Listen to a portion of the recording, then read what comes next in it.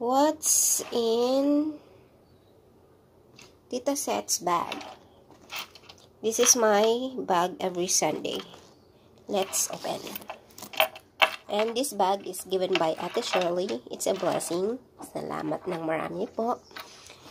Ito ang laman. Siyempre, Biblia. And then, may mga gospel tracts sa loob. Para pag may naglala tayo, pwede natin silang bigyan.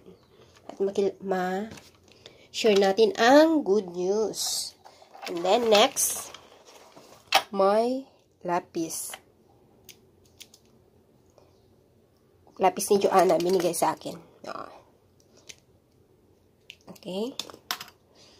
Next, ay lip balm. May lip balm. May hand cream. May, syempre, susi. Wala ng laman. May bulsa pa dito sa likod niya. Let's open. Ang laman ay ang aking IC. Ang aking ATM. Pinapang masahe ko na rin. At tsokolate na durog-durog na. Walang cash. Walang cash si Tita Set. Yan lang ang laman ng aking bag. Okay, balik natin.